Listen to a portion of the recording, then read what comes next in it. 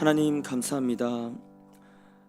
한 주도 혹시 마귀와 교제하며 마귀의 사탄의 하수인으로 살진 않았는지 하나님 이 시간 되돌아보며 하나님 저희 혼자 설 수 없사오니 저희를 붙들어 주시옵소서. 아버지 이 예배도 저희의 힘으로 드릴 수가 전혀 없습니다.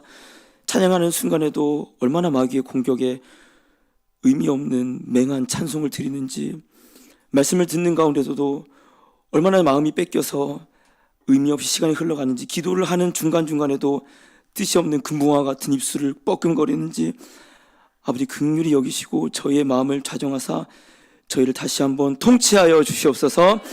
이 시간 영적으로 각성하여 깨어서 담대히 싸울 수 있는 예수의 군사 되길 원하오니 군사될 수 없는 자들이오나 부르신 이의 그 능력을 힘입어 예배자로 군사로 거듭날 수 있는 오늘의 예배 될 수 있도록 빛과 소금 교회 될 수 있도록 한 영혼 임재하시고 통치하여 주시옵소서. 감사드리며 예수 그리스도의 이름으로 기도드립니다. 아멘. 할렐루야. 아멘. 금예배 오신 여러분들을 환영합니다. 우리 시간 말씀 보겠습니다. 에베소서 6장 10절에서 12절까지 말씀입니다. 에베소서 6장 10절에서 12절까지의 말씀 저희 한 목소리로 함께 읽도록 하겠습니다. 읽겠습니다. 시작. 끝으로 너희가 주 안에서와 그 힘의 능력으로 강건하여 지고 마귀의 관계를 능히 대적하기 위하여 하나님의 전신갑주를 입으라. 우리의 씨름은 혈과 육을 상대하는 것이 아니요 통치자들과 권세들과 이 어둠의 세상 주관자들과 하늘에 있는 악의 영들을 상대함이라. 아멘. 우리 옆에 계신 분들께 이렇게 인사해봤으면 좋겠습니다. 전우야, 잘 지냈니? 예, 이 영적 전투에 대한 설교를 하면서는 무조건 제가 전우라고 여러분들을 호칭할 것입니다. 왜요? 저희가 군사로 부름받았기 때문이에요. 아멘. 네, 정체성을 다시 한번 새기기 위해서 전우야 한 주 잘 지냈니? 한 번 더 외치겠습니다. 전우야 한 주 잘 지냈니? 승리하였니? 얼굴을 보세요. 승리한 얼굴인지 잘 모르겠어요. 네, 승리하게 될 줄로 믿습니다. 아멘. 영적 싸움에 대해서 계속 나누고 있습니다. 지난번에 제가 간략히 설명을 드렸어요. 영적 싸움은 뭐다? 3, 2, 1이라고 목요일에서 못 들으신 분들도 계시겠지만 말씀을 드렸어요. 3, 대적의 종류는 세 대적이 있습니다. 첫 번째 뭐죠? 따라합시다. 마귀. 두 번째 우상. 죄.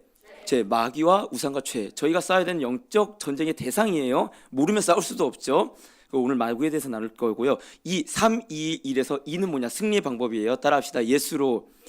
두 번째 예배로 승리합니다. 이것밖에는 승리의 방법이 없습니다.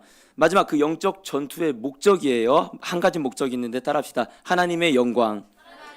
아멘. 이 3, 2, 1만 알아도 저희가 영적 싸움을 물론 알기만 해서 싸울 수는 없어요. 그렇지만 함께 알아가면서 같이 영적 싸움을 하는 진짜 예배와 교회가 되기를 소망합니다. 아멘. 그래서 오늘은 그 영적 대상의 그 첫 번째 가장 싸워야 되는 주적이 되겠죠. 마귀에 대해서 알아보는 시간을 한번 갖기를 원하는데요. 여러분 저희는 마귀에 대해서 얼마나 알고 있습니까? 마귀는 어떤 존재입니까? 그 최근에 있었던 일이죠. 코로나가 있었을 때 그 이제 어떤 이제 이단이라고 불렸던 그 이단 종교예요. 근데 그 종교에서 이런 말을 했어요. 코로나는 바이러스의 영임에서 임한 것이니 이 어떤 치료하는 기도문이 있나 봐요. 그 교회 그 교단만에 이 기도문을 외우면 코로나를 피해갈 수 있습니다. 아멘 하면서 그 기도문을 외운 겁니다. 근데 그 목사가 코로나 걸렸다 안 걸렸다? 걸려버렸어요. 걸려버립니다. 근데 여러분 이렇게 이게 뭐 이단뿐만 아니라 특히 오순절 계통뿐만 아니라 저희 개신교 개혁주의라고 말하는 장로교에서도 많이 있었어요. 이 코로나는 악한 영이 임한 바이러스 영이 임한 것이니 여러분 기도하십시오. 예배를 멈추지 마십시오. 이런 말들을 목사님들이 많이 했습니다. 근데 그 목사님들 다 어떻게 됐어요? 코로나가 걸려버렸어요. 자, 질문을 드립니다. 코로나는 바이러스의 영이 임한 것입니까? 예, 물어보는 거예요. 자, 그럼 한편으로 다른 질문을 들어볼게요. 뭐 이렇게 얘기했으니까 맞아요. 물론 성경에서 뭐 바이러스의 영이 임했다 이런 말은 없습니다. 그럼 반면으로 그러면 이러한 어떤 저희의 상황 가운데 오는 질병의 문제도 있을 수 있고요. 상황의 문제가 있을 수도 있고요. 마음의 어려움이 있을 수도 있어요. 그럼 그런 모든 것들은 의술과 혹은 과학 기술과 사회의 문제로만 해결할 수 있는 것입니까? 아니요, 그렇지 않아요. 바이러스의 영도 아니고 이거는 뭐 의술로만 해결할 수 있는 것도 아니면 마귀의 전략은 무엇입니까 도대체? 저희가 그 마귀의 전략이 무엇이며 싸워야 될 싸움은 무엇입니까? 교회는 이걸 위해 부르짖고 기도하고 싸워야 된다는 것이죠. 오늘 그래서 이를 알아보기를 원해요. 도대체 마귀는 어떤 존재인가? 마귀가 우리를 얼마나 어느 정도까지 공격할 수 있는가? 정말 그 사람들이 말했던 것처럼 바이러스의 영이 임해서 우리를 병 걸리게 할 수 있는가? 미리 말씀드리지만 마귀한테는 그런 권세가 있습니다. 있는 거예요. 근데 그거 자체가 마귀의 목적은 실은 아니에요. 뭐 바이러스의 영으로 임하고 그런 건 아닙니다. 그럼 목적이 무엇이면 우리는 어떻게 승리할 수 있을까 하는 것을 함께 나눠 보면서 마귀를 담대히 대적하게 되는 그런 시간 되기를 소망합니다. 저희 에베소 6장 10절 12절 한 번 더 볼게요. 제가 읽어볼게요. 끝으로 너희가 주 안에서 그의 힘의 능력으로 강건하여지고 11절에 마귀의 간계를 능히 대적하기 위하여서 전신갑주를 입으라고 바울은 이제 에베소서 끝에 얘기를 하고 있습니다. 먼저는요, 지난번에도 살펴보았지만 마귀는 어떠한 존재라고 했어요? 영적인 존재라고 했습니다. 영적이라는 게 뭐예요? 하나님이 영이시고 우리가 영적 존재라고 하는 게 무슨 의미입니까? 교제할 수 있다는 의미예요. 마귀가 영적이라는 것은 곧 우리와 교제할 수 있습니까? 없습니까? 있어요. 마귀 우리와 교제할 수 있어요. 우리와 마귀와 소통하고 교제할 수가 있습니다.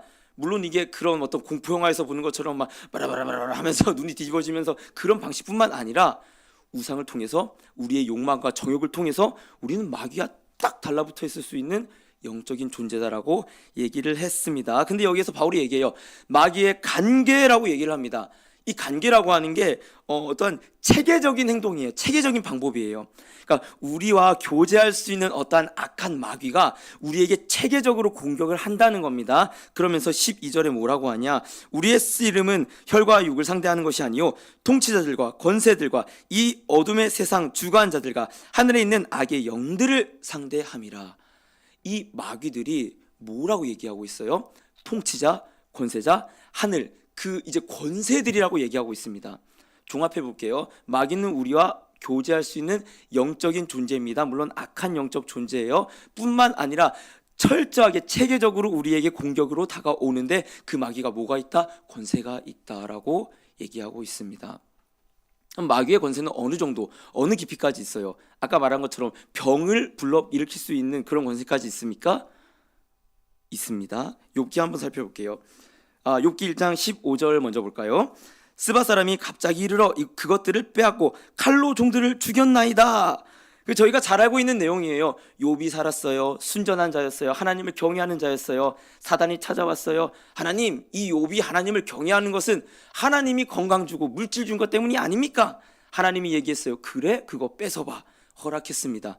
그러자마자 그러니까 여러분 보세요. 만약에 사단이 그런 권세도 없으면은 하나님이 오케이 사인 치고 그래 너 이승재 강도사 한번 괴롭혀봐라고 했을 때 사단이 아무 힘도 없어요. 해봤자 간질간질 하는 그런 수준이에요.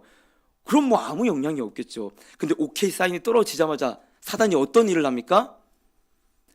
어떠한 전쟁 같은 걸 일으켜요. 분쟁을 일으켜서 그 종들을 다 죽여버립니다. 그 정도의 권세가 있을 뿐더러 19절에 뭐라고 얘기하냐? 거친 들에서 큰 바람이 와서 내 집 내 모퉁이를 치매 그 청년들 위에 무너짐으로 그들이 죽었나이다. 자연을 이용해서 욥의 자녀들을 다 죽여버립니다. 여러분 사단이 그러한 권세가 있습니까? 없습니까? 있어요. 그 정도로 강력합니다. 뿐만 아니라 욥기 2장 7절에 보세요. 사탄이 이에 여호와 앞에서 물러가서 욥을 쳐서 그의 발바닥 정수리까지 종기가 나게 한지라.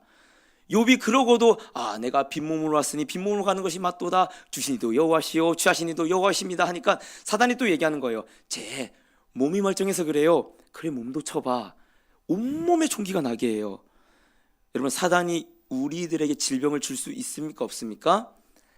있습니다. 물론요 여러분 그런 건 아니에요. 어머 권사님 감기의 영이 임했네. 어머 권사님 뭐 당뇨의 영이 임했네. 아까 말했던 그 이단 부류가 당신은 류마티스의 영이 임했습니다. 당뇨의 영이 임했습니다. 이러면서 대적 기도를 했어요. 물론 모르겠습니다. 그런데 사단이 어쨌거나 질병을 일으킬 수 있는 권세가 있고 그 질병이 무조건 사단으로부터 왔다고 말할 순 없지만 사단은 질병을 통하여서 우리를 공격합니다. 이걸 알아야 되는 거예요. 그러니까 나에게 찾아온 이 질병이 의술로만 해결할 것이 아니라 사단은 그럼 여러분 미리 얘기하자면 우리의 몸을 연약하게 해갖고 사단이 하려는 목적이 뭐겠습니까? 예배를 방해하고 하나님과의 관계를 소원해지게 하는 것. 아멘이에요. 여러분 이걸 알아야 돼요. 이거를 너 몸이 힘들어 쉬어. 물론 그럴 수도 있어요. 그렇게 쉴 때가 있습니다. 근데 분별해야 돼요. 쉬지도 않아야 될 텐데 질병의 아픔으로 인해서 예배를 범패스럽게 느끼고 있는 너라면은 너 이겨내야 돼. 한번 와봐. 이겨낼 수 있어. 오히려 예배 가운데 회복감이 있을 거야. 저희 아내가 그랬잖아요. 목에 군염이 이따만큼 났어요. 전 그런 군염 처음 봤어요. 근데 이제 병원을 가도 안 돼요. 뭐 염증 병원으로 가야 해요. 백병원 갔더니 그대로 병원으로 가야 하래요. 이건 뭔가 아닌 것 같다. 예배 드렸더니 금식했더니 나았습니다. 뭐예요? 이것이 사단이 영적으로 그래서 아내를 빼올라 했어요. 내가 하늘문에서 잠을 못 자고 있으니까 나 집에 가야겠어. 사단의 간괴였습니다. 여러분, 우리 이렇게 분별할 줄 알아야 한다는 겁니다. 어떤 것이 의술로 치료해야 될지 회복해야 될지, 아니 그 이후 배후에 있는 사단의 목적과 전략이 무엇인지 말입니다. 자, 여러분, 그럼 보세요. 사단은 결국 어쨌거나 우리의 어떠한 상황, 물리적인 건강 이런 것들을 공격할 수 있는 권세를 가졌습니다. 그렇다면 물리적인 것뿐만 아니라 내면적으로, 영적으로, 심리적으로, 정신적인 것 또한 공격할 수 있는 권세를 가졌을까요? 못 가졌을까요?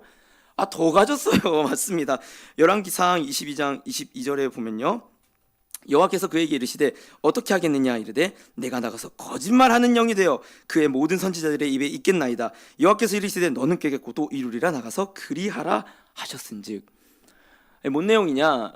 북이스라엘에 왕이 있었어요. 남유다에 여호사밧 왕이 있었어요. 둘은 사돈이었어요. 아람 강대국이 있었어요. 싸우자고 했어요. 사돈, 우리 힘 합치면 아람 이길 수 있어요. 근데 두려웠어요. 왜? 초강대국이었기 때문에. 그래서 선지자들에게 물어나 보러 갑시다. 근데 거짓 선지자들 400명이 있었어요. 왕이여 승리를 취하소서. 근데 믿지 못했어요. 왜요? 지들도 아는 거예요. 얘네 꾀림직하다. 좋은 말만 하니까. 사돈, 좋은 선지자 없소? 얘기했어요.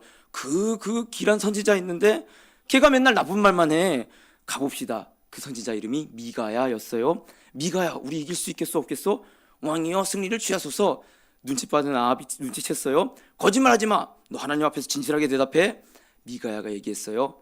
왕이여, 내가 하늘의 천상 회의를 봤는데 여호와 앞에 한 거짓말하는 영이 나오답니다. 그 영이 말하되 내가 그 내 400명의 선지자 다 거짓말로 꾀하고 왕 죽이겠어요. 이 얘기를 하고 있는 거예요. 뭡니까? 여러분, 사단이 어느 정도의 권세까지 있는 거예요? 우리의 영을 미혹해서 죽이는 곳까지 갈 수 있는 권세가 있다라는 거예요. 물론요, 하나님께서 허락하시는 범위 안에서만 있습니다. 사단 마음대로 결코 할 수 없습니다. 그리고 저희가 잘 아는 거죠. 사울에 대한 부분인데 여러분이 읽어볼까요? 읽어볼게요. 시작. 영이 사울에게서 떠나고 여호와께서 부리시는 악령이 그를 번뇌하게 한지라. 자, 사울에게 여호와 영이 떠나자마자 악령이 와서 번뇌하게 해서 뭐해요? 계속 죽이려고 해요. 다윗뿐만 아니죠. 자기 욕심대로 다 죽이려고 합니다. 어쨌거나 간단히 살펴봤어요. 사단은 물리적으로도 우리를 끝까지 죽일 수 있는 그 권세까지 있을 뿐더러 영적으로도 정신적으로도 내면적으로도 우리를 그 사망의 자리까지 몰고 갈 수 있는 권세가 있다라는 거예요. 물론 하나님이 허락하시는 그 안에서. 그럼 물어보겠습니다. 지피지기면 백전백승입니까? 백전백패입니까? 백전백패입니다. 알면 알수록 우리는 사단을 결코 이길 수가 없어요. 어떠한 경우에서도 이 사단을 이길 수 없다라는 게 성경적인 결론이라는 사실입니다. 그러니까 우리는 말씀을 읽으면 읽을수록 뭐밖에 할 수 없다는 거예요. 나는 사단이 나를 확 무는 순간 사단의 장난감이 될 수밖에 없겠구나. 예배를 못 가게 하고 내 예배도 망가뜨리고 가정으로 하여금 이 예배를 무너뜨리고 교회로 하여금 무너뜨리게 하는 그런 사단의 장난감, 사탄의 하수인밖에 될 수 없겠구나라는 것을 저희는 경각심을 가져야 합니다. 그럼 이런 사람이 있을 수 있겠어요? 강도사님 말 들어보니까 맞아요. 사단이 좀 세네요. 근데 나는 별로 사단의 공격을 당하고 있지 않는 것 같은데요. 자, 여러분, 내가 사단의 장난감인지 아닌지 판별하는 공식을 지금부터 3가지 제시하도록 할게요. 첫 번째입니다. 내가 사단의 장난감이라면 나는 교만한 사람입니다. 이사야 14장 12절 14절 여러분들 한번 읽어볼까요? 읽을게요. 시작. 너 아침의 아들 계명성이여 어찌 그리 하늘에서 떨어졌으며 너 열국을 엎은 자여 어찌 그리 땅에 찍혔는고 내가 내 마음에 이르기를 내가 하늘에 올라 하나님의 뭇별 위에 내 자리를 높이리라. 내가 북극 지폐의 산 위에 앉으리라. 가장 높은 구름에 올라가 지극히 높은 이와 같아지리라 하는도다. 아멘. 이 계명성은 사실 문맥에서는 바벨론입니다. 바벨론이 하나님의 그 위치만큼 높아진 그 교만한 자라고 얘기하는 거예요. 근데 하나님께서 떨어뜨려 버린다. 너가 하늘에 있는데 어떻게 땅에 떨어졌냐, 이사 선지자가 얘기를 하는데, 이 계명성이라고 불리는 바벨론의 배후에는 누가 있는 겁니까? 교만의 영인 사탄이 있는 거예요. 그러니까 뭐냐, 여러분, 교만을 단순히 그 세상에서 말하는 덕목적인 개념으로 생각하시면 안 됩니다. 성경에서 말하는 교만은요, 하나님보다 내가 위에 있다, 내가 신이다, 하나님 없이 내가 살 수 있다, 이게 모두 교만입니다. 근데 그 교만의 배후에 다 누가 있는 겁니까? 사탄이 있는 거예요. 여러분들 돌아보시길 바랍니다. 내가 하나님 없이 살 수 있다면 여러분들은 이미 사탄의 장난감일 수가 있다는 사실입니다. 그래서 야고보서 이렇게 얘기하고 있어요. 4장 6절에 7절부터, 그러나 더욱 큰 은혜를 주시나니 그러므로 일렀으되 하나님이 교만한 자를 물리치시고 겸손한 자에게 은혜를 주신다 하였느니라. 그런즉 너희는 하나님께 복종할지어다. 마귀를 대적하라. 그리하면 너희를 피하리라. 아멘. 지금 뭐라고 얘기하고 있어요? 교만한 자를 하나님께서 물리치신다. 그러니까 너희가 마귀를 대적해야 돼. 무슨 말이에요? 교회 안에 있는 너희들 건방 떨지 마. 너희 그 교만을 반드시 대적해야 돼. 그게 바로 마귀를 대적하는 거야. 이 얘기를 하고 있다는 사실입니다. 제가 이제 들었던 얘기인데, 뭐 이제 음악에 종사하시는 분들이 많기 때문에 더 잘 알 수도 있겠지만, SM 같은 아이돌 그룹들 있잖아요. 근데 그 그룹들의 연습생, 교육생들한테 그 SM에서 그런 교육을 주기적으로 시킨다고 해요. 그러니까 멘탈 관리죠. 이 교육생들이 그 수많은 어떤 회중들의 어떤 군중들의 관심을 받는데 그걸 이겨야 되니까 어떤 교육을 시키냐? 너가 최고야. 너가 짱이야. 너가 가장 높아. 저 카메라는 다 널 보고 있고 저 군중들, 회중들은 다 널 보러 왔어. 너가 그 무대에서 짱이야. 그러니까 이걸 주기적으로 계속 주입시킨다는 겁니다. 왜요? 그걸 이겨낼 수 없다는 거예요. 그거를 안 주입시키면은 계속 그 어떠한 압박감, 부담감을 이겨낼 수 없다는 겁니다.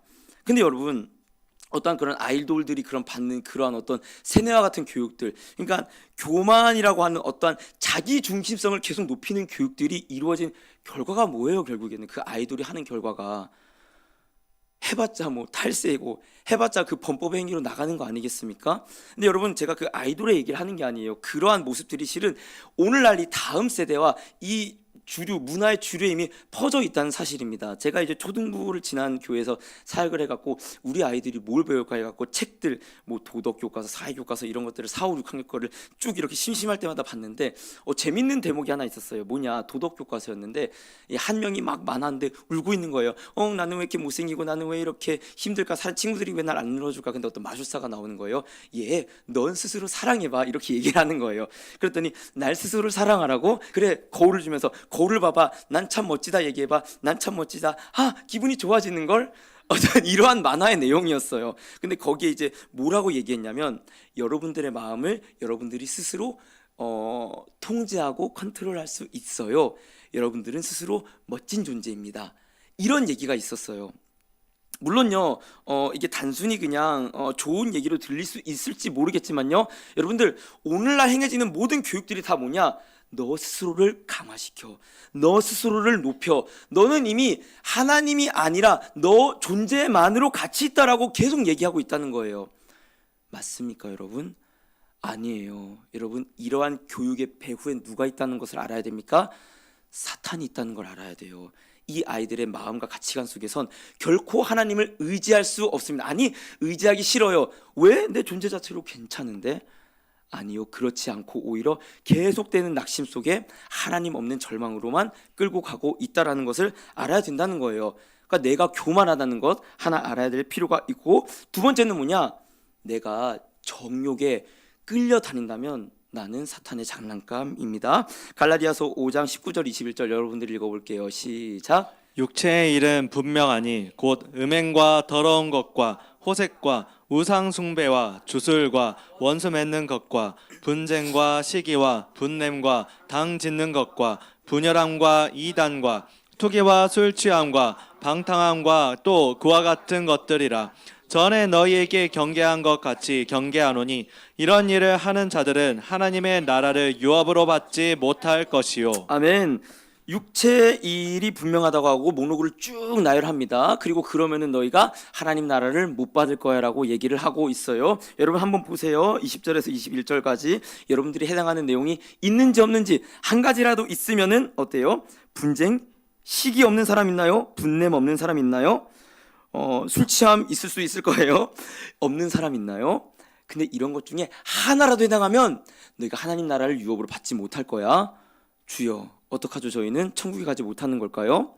여러분들 이 말씀을 하는 이유는 무엇이냐면요, 이 육체의 일, 그러니까 성령의 일과 육체의 일을 대조해 갖고 바울이 설명하고 있는데, 너희가 이러한 육체의 일들 중에서 하나라도 해당한다면, 즉 너희가 싸우지 못한다면은 하나님 나라에 들어가지 못하는 건데, 이 문제는 뭐냐? 그러니까 율법주의가 아니에요. 너희가 술 먹지 않고 뭐 선하게 살면 한 천국을 간다가 아니라 너희 주인이 누구냐라고 바울은 묻고 있는 거예요. 뭐냐?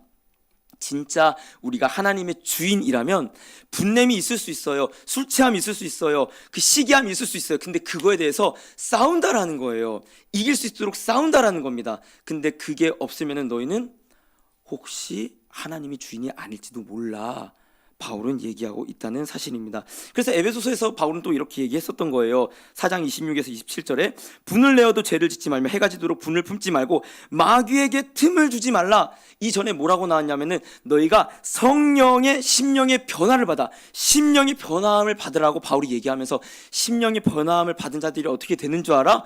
분을 낼 때 싸워야 돼. 너희가 화가 날 때 그거를 야! 하고 그냥 막 쏟아내는 게 아니라 이길 수 있도록 참아. 그게 바로 성령의 일이고 영적인 싸움이야라고 바울은 얘기하고 있는 거예요. 그래서 하늘문에서 가장 많이 하는 거 뭐예요? 내 안에 시험은 죽자. 저는 그게 너무 잘 맞는 것 같아요. 참자, 박치기 하자, 합격하자, 그 말들이 정말 잘 만든 말이라고 생각이 드는 것이, 많은 사람들이 오해를 합니다. 그리스도를 믿고 구원받고 자유 얻었고 천국 땡? 아니요. 이제부터 뭐가 시작된 거예요? 싸움이 시작된 겁니다. 할렐루야. 이제부터 어떻게 된 거예요? 입대한 거예요. 징집당한 겁니다. 오히려 여러분들 싸움이 없다면 오히려 여러분들은 부름받지 못한 자일 수 있다라는 사실을 깨달을 필요가 있다라는 사실입니다. 그런 자가 누구였어요? 가인이요. 요한일서 3장 11절에 이런 말이 있어요. 가인같이 하지 말라. 그는 악한 자에게 속하여 그 아우를 죽였으니. 여러분 지금 요한이 뭐라고 얘기하고 있어요? 가인같이 하지 말라면서 그가 화가 나서 그 성깔이 더러워서 동생을 죽였으니, 아니요, 악한 자에게 속하여서 아우를 죽였다라고 얘기하고 있습니다. 말씀 듣는 저와 여러분들, 여러분 가운데 혹시라도 나는 성깔이 원래 더러워, 나는 화밖에 선택할 수 없는 자야, 나는 화밖에 낼 수 없어. 아니요 여러분들, 싸울 수 있습니다. 지지 마시길 소망합니다. 얘기하고 있어요. 분을 내어도 하루를 넘기지 말라라고. 그 말은 뭐예요? 하나님께서 분을 억누를 수 있게 심령의 변함을 주신다라는 사실입니다. 아멘이요. 뿐만 아닙니다. 여기에 나왔던 어떠한 그런 어떤 정욕 중에 하나에 또 삼손이 있었죠. 사사기 16장 20절에 보면요, 들릴라가 이르되 삼손이여 블레셋 사람이 당신에게 들이닥쳤느니라 하니 삼손이 잠을 깨며 이르기를 내가 전과 같이 나가서 몸을 떨치리라 하였으나 여호와께서 이미 자기를 떠나신 줄을 깨닫지 못하였더라. 아멘. 삼손이, 그러니까 이제 삼손 설교를 하면서 그런 얘기를 많이 해요. 여자 조심하세요, 정욕 조심하세요, 뭐 혼전순결 안 돼요, 이런 설교를 많이 하는데 실은 초점이 거기에 있지는 않습니다. 이것도 뭐냐? 누가 주인이냐의 문제예요. 내가 하나님의 소유에 붙들려 있냐, 아니면 마귀의 소유가 되어 있냐. 보세요. 삼손은 사실은 성령 여호와의 영이 임했으는 사사의 능력을 감당합니다. 그 힘을 발휘합니다. 근데 여호와의 영이 없을 때는 어떻게 돼요? 여자에게 그냥 잡힌 인생이 돼요. 사실 여자 뒤에 있는 그 배우의 사단에게 붙잡힌 인생이 되는 거죠. 근데 삼손이 마지막에 그 나시린의 비밀을 알려주고 그가 그 블레셋에게 붙잡히는 그 지경이 되자 성경이 삼손을 뭐라고 얘기하고 있어요? 그 간지에 검은 글씨로 쳐놓은 거에 여호와께서 이미 자기를 떠나신 줄 깨닫지 못하더라. 뭡니까? 내가 정욕을 이기지 못하고 끌려다닌다면요, 실은 그건 나의 어떠한 연약함일 수도 있겠지만 실제로는 뭐냐? 하나님의 영이 떠나고 사단이 나를 갈고리로 탁 잡아서 끌고 다니는 인생이라고 성경이 얘기하고 있는 거예요. 지난번에 한번 얘기한 적이 있지만 조금은 부끄럽지만 제가 어떠한 그런 부끄러운 일들을 제가 한번 나눈 적이 있습니다. 어떠한 그런 어떤 성적인 쾌락 가운데 제가 빠져서 그거를 도저히 이길 수 없었던 그러한 학창 시절이 있었습니다. 물론 저는 그때 하나님 알았어요. 예배도 나왔어요. 또 예수님도 믿었다라고 말할지 모르겠지만 그 예수님을 사모했었습니다. 그런데도 제가 그 음란을 이길 수가 없어요. 정말 이길 수가 없어요. 이 원래 남자들은 이길 수 없어요. 그게 아니라 정말 나에게 그 음란이 찾아왔을 때 그걸 제가 도저히 통제할 수 없고 오히려 그 음란에 제가 통제당해서 정말로 그 물고기가 그 갈고리에 탁 미끼를 물려서 그 찌에 묶여갖고 그 낚싯대 끌려다니는 것처럼 제 생각과 몸이 주체할 수 없이 그 음란에 끌려다녔다라는 사실입니다. 여러분, 이게 마귀에 빠진 상태예요. 분을 이기지 못하는 것, 내가 정욕 가운데 끌려다닌다는 것, 하나님 마귀로부터 나를 구해주세요. 우리는 부르짖으면서 분명히 싸워야 된다는 사실입니다. 마지막은요, 우리가 어떤 마귀의 장난감이 된 세 번째 특징은 바로 낙심인데요. 시편 42편 9절에서 11절 여러분들 읽어볼게요. 시작. 내 반석이신 하나님께 말하기를 어찌하여 나를 잊으셨나이까. 내가 어찌하여 원수의 압제로 말미암아 슬프게 다니니 하리로다. 내 뼈를 찌르는 칼같이 내 대적이 나를 비방하여 늘 내게 말하기를 내 하나님이 어디 있느냐 하도다. 내 영혼아, 내가 어찌하여 낙심하며 어찌하여 내 속에서 불안해하는가. 너는 하나님께 소망을 두라. 나는 그가 나타나 도우심으로 말미암아 내 하나님을 여전히 찬송하리로다. 아멘. 마지막으로 사단에게 장난감 노릇하는 그 특징은 뭐냐? 낙심입니다. 앞서 말했습니다. 제가 그러나 음란의 어떠한 그런 부분에서 취해서 거기에서 벗어나지 못할 그때에 결국에는 맨 마지막에 저한테 찾아오는 게 뭐겠어요? 내가 교회장이 맞는가? 내가 크리스천이 맞는가? 내가 성도가 맞는가? 결국에는 사단을 어디로 몰고 가느냐? 저희를 낙심의 자리로 몰고 갑니다. 그 낙심의 자리로 몰고 가서 오늘 시편에 말하는 것처럼 뭐라고 얘기해? 10절에 네 하나님이 어디 있느냐?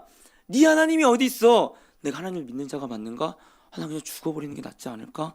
하나님 내가 어떻게 하나님의 이름도 부를 수 없는 그 자리까지 몰고 가서 절망으로 꽁꽁 가둬 놓는다는 사실입니다. 쉽사리 낙심에 빠지는 사람들이 있어요. 그거는 성향의 문제가 아닙니다. 전에도 얘기했듯이 그건 바로 그 연약한 부분이 있을 수 있어요. 근데 그 연약한 부분을 사단이 알고 저희보다 사단이 더 잘 알아요. 이승재 강도사는 어떠한 이제 사람들한테 인정을 못 받았을 때 낙심을 많이 하네. 그럼 내가 설교를 한번 망쳐버려야지. 이런 식으로 공격을 합니다. 그럼 제가 설교를 망쳐버렸을 때 어떻게 되는 거예요? 나는 그냥 설교를 하지 말아야겠다. 이렇게 계속 몰고 간다는 거예요. 이건 저의 예일 수만 있어요. 근데 그것이 엄마로서의 위치, 권사로서의 위치, 장로로서의 위치, 성도로서의 위치, 찬양 인도자로서의 위치, 교사로서의 위치, 사단은 자꾸만 그거를 탁 잡고 낙심시켜버려요. 우리는 그것을 캐치하지 못하면 어떻게 되냐? 계속 낙심할 수밖에 없습니다. 여러분들 어떻습니까? 그것이 교만이 될 수도 있고요, 정욕이 될 수도 있고요, 낙심이 될 수도 있어요. 그러나 우리는 모두 다 사단의 장난감, 사단의 그 공놀이에 그 공이 돼갖고 사단이 이리저리 갖고 놀 수밖에 없는 존재가 될 수 있다는 사실입니다. 어디에 속하십니까? 어떤 장난감입니까? 이 시간 말씀을 통해 돌아보게 되기를 소망합니다. 맞아요. 그래서 우리는 사단에게 이렇게 휘잡였을 때 우리의 영혼도 죽을 뿐만 아니라 가정의 예배도 무너뜨릴 뿐만 아니라 이 교회 안에서도 분쟁을 일으켜요. 화를 막 내는 거예요. 왜 그렇게 교회에서 많이 싸우는 거예요, 여러분들? 사역하기 전에 몰랐는데 왜 그렇게 교인들은 싸움이 많은 거예요? 권사님들의 성격이 더러워서가 아닙니다. 사단의 공격이 심한 거예요. 사단의 공격이 너무나도 심한 겁니다. 그렇다면 여러분, 사단은 왜 그렇게 그럼 우리를 교회 가운데서 싸우게 하고 내 영혼을 낙심시키고 왜 그렇게 나를 정욕으로 끌고 다닐까? 우리가 그 사단의 목적을 정확히 알 필요가 있는데요. 계시록 12장 10절 말씀 한번 읽어보겠습니다. 함께 읽겠습니다. 시작. 내가 또 들으니 하늘에 큰 음성이 있어 이르되 이제 우리 하나님의 구원과 능력과 나라와 또 그의 그리스도의 권세가 나타났으니 우리 형제들을 참소하던 자 곧 우리 하나님 앞에서 밤낮 참소하던 자가 쫓겨났고 아멘. 여기 사단의 정체에 대해서 아주 잘 설명합니다. 사단이 어떤 존재라고 해요? 굵은 글씨에 우리 형제들을 참소하던 자, 곧 우리 하나님 앞에서 밤낮 참소하던 자. 아멘이요. 뭐냐? 사단이 결국 뭐 그 정욕이든 간에 교만이든 간에 어떠한 사건이든 간에 몸의 아픔이든 간에 어찌됐든 간 계속 공격을 해요. 다방면으로 다 공격을 합니다. 그래서 우리를 어느 자리까지 가는 거예요? 참소하는 겁니다. 그러니까 저는 이 비유를 한번 들은 적이 있는데 마치 사단이 그런 거예요. 사탕을 저희 앞에 이렇게 싹 흔드는 거예요. 야, 이 사탕 맛있겠지? 이 사탕 먹으면 엄청 행복하다. 이 사탕 먹어볼래? 아, 하나님 먹지 말라 했는데 아니야, 먹어봐 하고 탁 무는 순간 하나님 얘 봐요. 얘 죄지었어요. 얘 더러운 자예요. 야, 너 완전 쓰레기구나. 사단의 목적이 뭐예요? 우리를 밤낮 참소하는 거예요. 밤낮 정죄하고 하나님과의 관계를 무너뜨리는 것 뿐만 아닙니다. 사단은 우리뿐만 아니라 하나님도 대적하고 심지어 하나님마저 조롱하는 존재예요. 스가랴 3장 1절에 3절에 이런 말씀이 있어요. 대제사장 여호수아는 여호와의 천사 앞에 섰고 사탄은 그의 오른쪽에 서서 그를 대적하는 것을 여호와께서 내게 보이시니라. 그러니까 뭐냐, 이 여호수아는 그 사울아 여호수아가 아니라 대제사장 여호수아예요. 근데 여호수아를 사탄이 쓱 데리고 온 거예요. 데리고 와서 뭐라고 하냐, 얘를 대적하면서 여호와 앞에 세워서 뭐라고 얘기하냐면 2절 3절을 이어서 보면요, 여호와께서 사탄에게 이르시되 사탄아, 여호와께서 너를 책망하노라. 예루살렘을 택한 여호와께서 너를 책망하노라. 이는 불에서 꺼낸 그슬린 나무가 아니냐 하실 때, 그러니까 그 여호수아의 상태가 마치 검은 부지깽이와 같은 거예요. 금방 불에서 나온 그 숯쟁이와 같은 그런 더러운 존재라는 거예요. 3절에 여호수아가 뭐라고요? 여호수아가 더러운 옷을 입고 천사 앞에 서 있는지라. 사탄이 뭐 하는 거예요?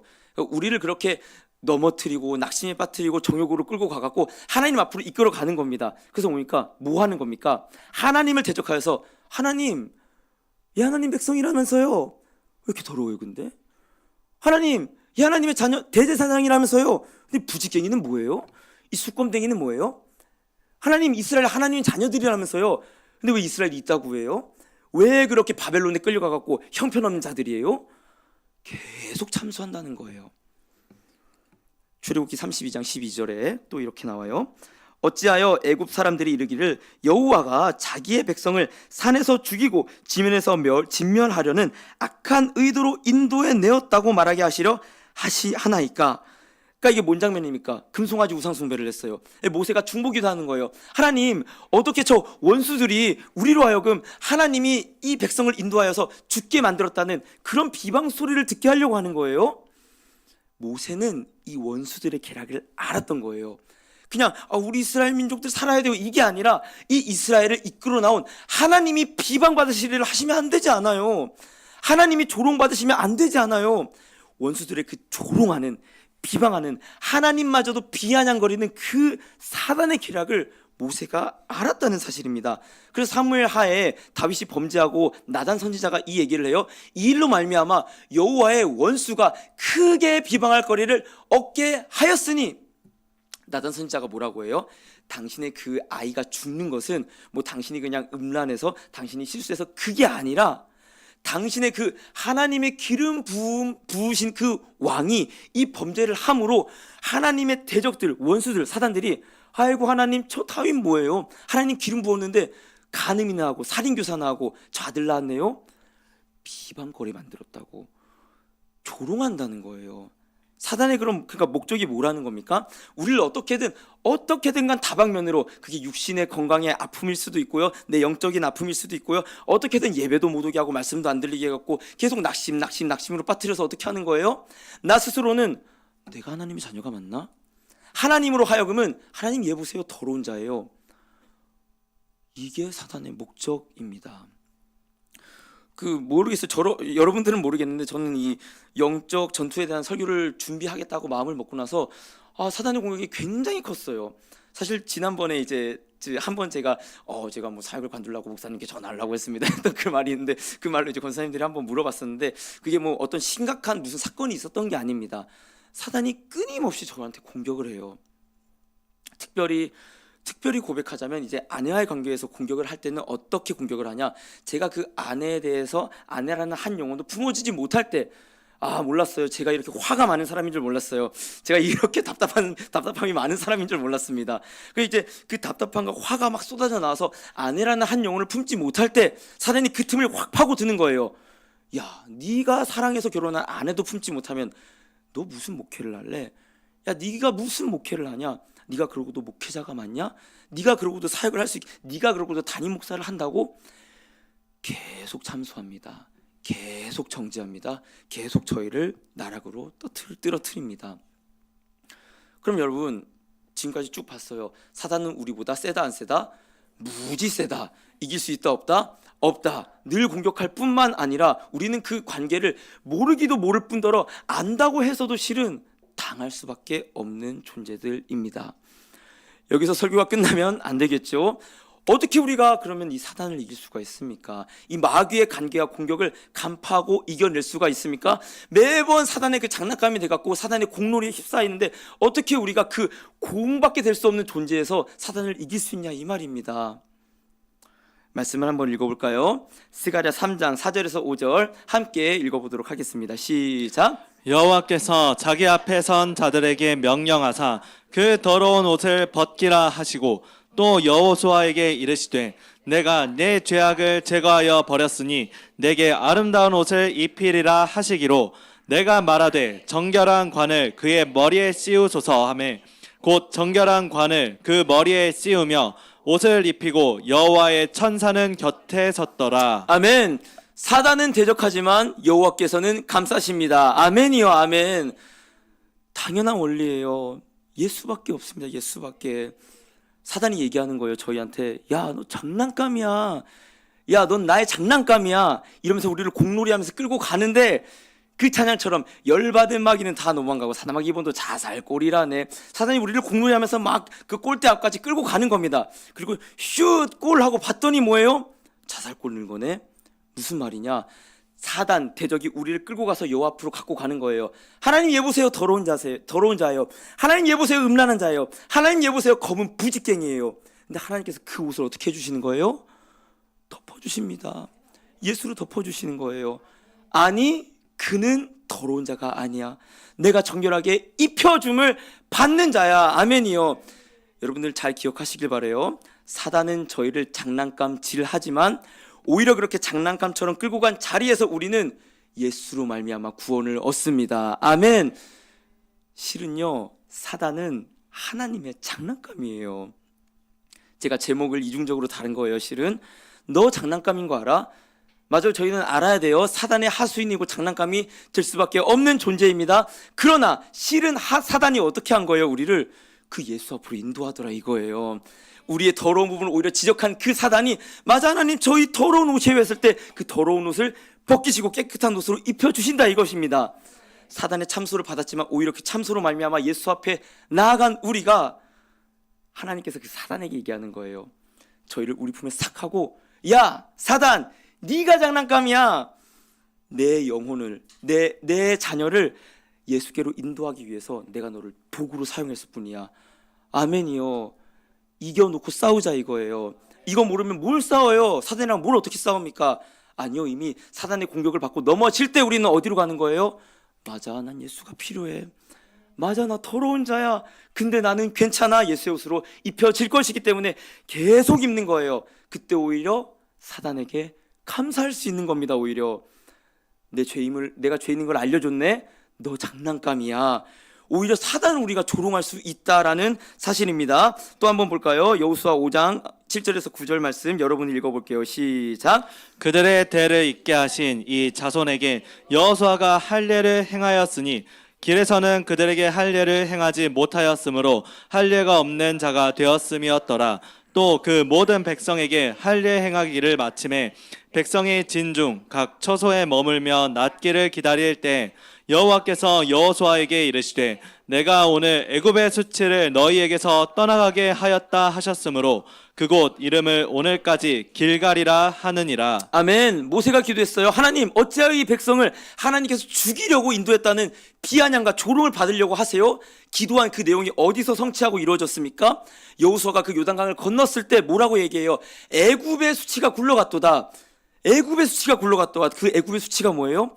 우리의 죄예요. 사단이 우리한테 아이고 하나님 그게 이 이승재 강도사가 하나님의 백성이라고요? 그 죄덩어리가 이승재 강도사가 하나님의 그 목회자로 부름을 받은 거예요?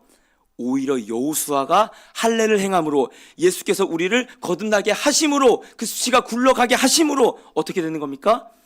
그 원수들의 조롱이 입이 싹 다물어지는 거예요. 어머 아니네. 뭡니까? 사단이 참소하는 게 오히려 우리를 예수께로 인도하는 도구가 되었다는 사실입니다. 아멘. 하나님께서 예수님께서 오히려 얘기하는 거예요. 사단에게 야 이 장난감아 고맙다. 내 아들 내 딸 데리고 와줘서. 그래서 여러분 복음서에 어떤 사람들이 구원을 받아요? 귀신 들린 자, 병 들린 자, 마귀에게 휩싸인 자, 귀신으로 고생하는 자들만 다 구원받아요. 뭡니까? 귀신 들린 게 축복이에요? 아니에요? 맞습니다. 예수 그리스도 안에서 축복입니다. 이건 저희 민준사님이 가장 잘 아시지 않겠어요? 정말로 그 사실은요, 민준사님이 어떤 겉으로 눈에 보이는 어떤 그런 마귀에게 힘들어하고 고생했던 시간이 있었지만요, 실은 저희 다 마찬가지잖아요. 저요 음란으로 힘들었어요. 지금도 인정받고 싶은 어떠한 그런 교만으로 싸워요. 굉장히 많이 싸웁니다. 아니요 지금도 낙심하는 그 순간에 굉장히 많이 싸워요. 근데 그때마다 저는 오히려 깨달아요. 맞아, 나는 예수로만 승리하는 자구나. 아멘. 그래서 귀신으로 말미암아 고생을 받다가 예수로 구원받은 자가 예수님께서 뭐라고 얘기해요? 마가복음 5장 19절에 20절에 허락하지 아니하시고 그에게 이르시되 집으로 돌아가 주께서 내게 어떻게 큰 일을 행하사 너를 불쌍히 여기신 것을 내 가족에게 알리라 하시니 그가 가서 예수께서 자기에게 어떻게 큰 일을 행하셨는지 데가볼리에 전파하니 모든 사람이 놀랍게 여기더라. 아멘. 저는 마귀의 괴롭힘을 안 당했으면 예수를 안 믿었을 사람입니다.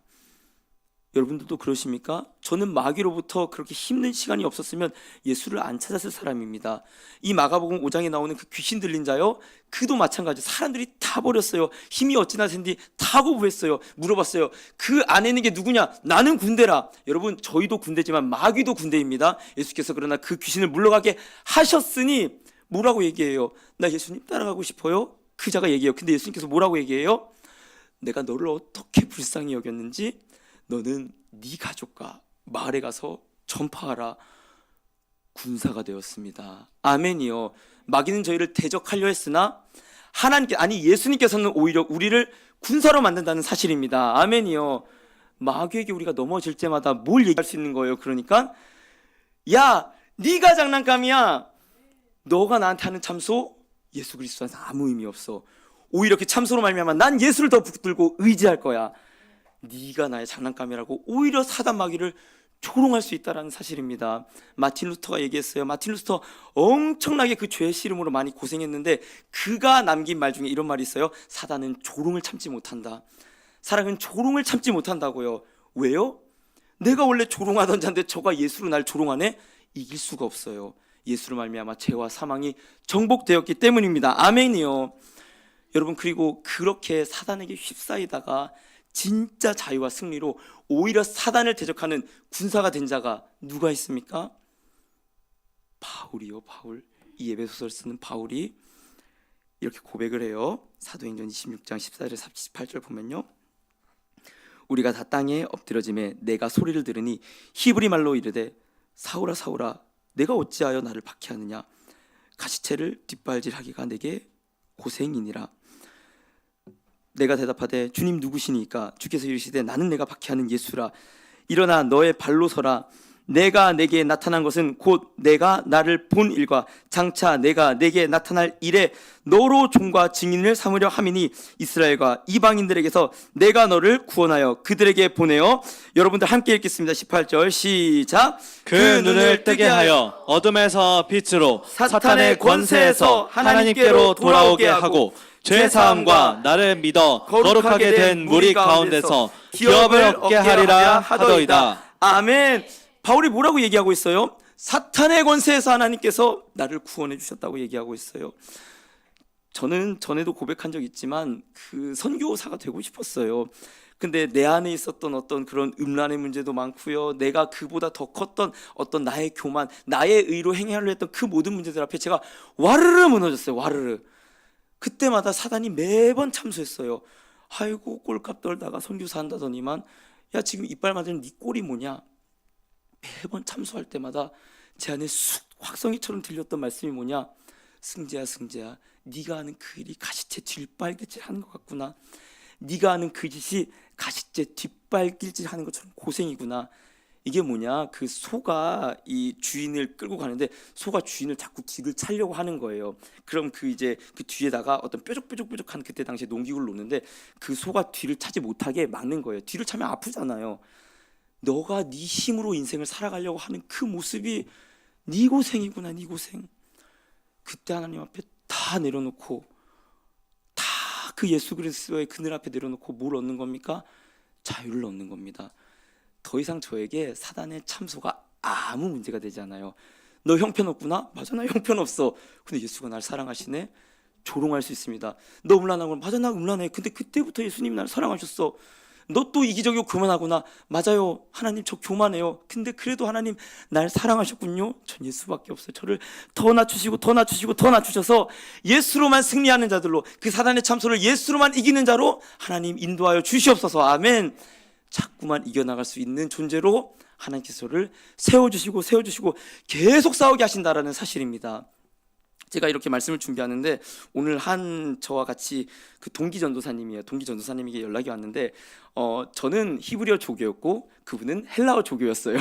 헬라어 조교였는데 이분이 이제 참 신실한 전도사님인데 그 사역지에서 담임 목사님과 안 맞아서 좀 여러 불화가 있어서 그런지 정신적인 스트레스를 받다가 공황장애가 왔어요. 그래서 그 이제 예배를 드리는데 담임 목사님이 설교를 하잖아요. 그 담임 목사님한테 받았던 어떤 정신적인 스트레스, 압박들이 자꾸 떠오르면서 예배 드리는데 숨이 막혀서 결국에는 사임을 했습니다. 사임을 하고 예배를 드리려고 하는데 자꾸만 예배를 드리려고 할 때마다 이 숨이 실제로 전화를 하는데 그 이제 제가 막 얘기를 하다가 좀 이제 영적인 얘기를 하려고 하는데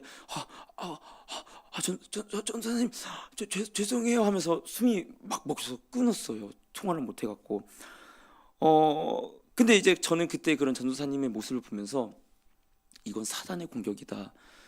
왜냐, 공황장애라는 어떠한 질병으로 나타난 사단의 공격이라고 확실하게 판명한 이유는요, 예배를 막았기 때문입니다. 사단이 그 예배로 나아가는 것을 막았기 때문에 이것은 반드시 영적인 공격이겠구나. 그래서 이제 하늘문 특색 기간에 오라고 했는데 이제 몸이 안 따라줘서 못 왔다가 오늘 이제 연락이 왔던 거예요. 그래서 이제 얘기를 하는데 몸이 좀 괜찮아졌다고 해갖고 제가 얘기했어요. 전사님 월요일 날 저랑 하늘문 가요. 제가 데리러 갈게요. 그래서 지금 예약을 잡아놓은 상태입니다. 예약을 잡아놓은 상태인데 이 전사님이 그런 고백을 하는 거예요.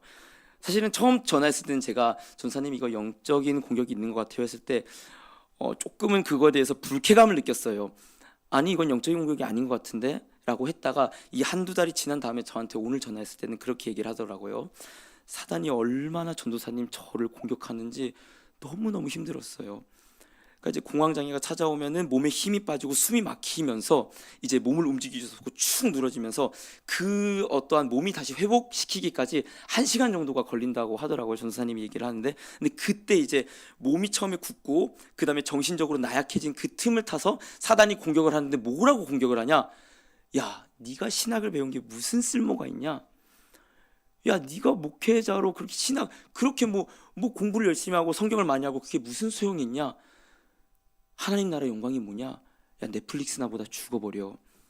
사단이 계속 그렇게 공격하더라는 거예요. 야, 뭘 사역이냐? 그 몸뚱아리 갖고 뭘 사역이냐? 그냥 죽어버려. 저도 마찬가지였어요. 야, 네가 무슨 그렇게 설교를 한다 그러냐? 그냥 죽어. 여러분, 사단이 계속 그렇게 끌고 간다라는 사실입니다. 근데 그 전도사님이 얘기를 하더라고요. 아니, 그래도 나는 예수님이 사랑하셔. 내가 뭐 신학을 하고 목회를 하고 그런 거랑 상관없이 그래도 예수님이 날 사랑하셔. 그때 그 어떠한 그 빗줄기가 내리는 그때부터 마음이 풀리고 정신이 풀리고 몸이 풀리면서 1시간의 시간이 지나가면서 회복된다라고요. 그래서 뭐라고 얘기했냐, 전사님이? 강도사님 저 예배가 너무 가고 싶어요. 강도사님 저 예배가 너무 가고 싶어요. 제가 그때도 데려다 준다고 했는데 그땐 좀 부담스러웠는데 제가 이번에 월요일날 갈게 했더니 저 진짜 가고 싶어요. 근데 몸 상태가 어떨지 모르는데 그래도 한번 가고 싶으니까 제가 연락을 드릴게요. 제가 그냥 갈라고요. 연락 주든 말든 제가 그냥 일단 갈라고요. 듣진 않겠지. 아무튼 그냥 갈라고 합니다. 말씀 듣는 저와 여러분들, 사단은 실은 장난감입니다. 어떤 장난감이요? 저와 여러분들을 예배로 인도하고 예수께로 인도하는 장난감에 불과합니다. 아멘. 그러나 여러분들, 그렇다고 사단을 그렇게 얕봐서는 안 됩니다. 저와 여러분들이 경각심을 갖지 않고 싸우지 않는다면요, 저희는 전혀 분별하지 못해요. 당하고 낙심에 빠지다가 야 그냥 죽어버려, 이 장난감도 못 되는 거사, 거기에 빠지다가 결국에는 내 예배와 가정과 교회를 파괴시키는 그 도구로밖에 사용받을 수밖에 없다는 사실입니다. 그러나 예수 안에서 그 사단을 담대히 이겨내는 저와 여러분들 되시길 소망합니다. 아멘. 이 시간 찬양하기를 원하는데요, 고통의 멍에 벗으려고라는 찬양입니다. 뭐 그 영화 때문에 고른 건 아니에요. 근데 이 가사 중에 이런 가사가 있는데, 4절 후렴에 이게 있어요. 멸망의 폭우 헤어나와 평화의 나라 다다라서 영광의 주를 배우려고 주께로 갑니다. 맞습니다. 사단은 저희를 멸망의 폭우로 인도해요. 근데 그 자리에서 예수님이 기다리고 계십니다. 사단 고생했다, 넌 불구덩이로 가라. 그거 네 장난감 아니야? 내 자녀야? 네가 내 장난감이었지. 내가 핏값으로 산 나의 자녀야. 너는 사탄의 하수인이 아니야. 나의 아들이야. 이 시간 찬양할 때, 하나님, 제가 매번 사단한테 걸려 넘어지는 부분들, 그 고통의 멍에 벗으려고 예수께 나오니 참 자유와 평안과 승리를 허락하여 주시옵소서. 이 시간 그런 마음으로 함께 찬양하시겠습니다.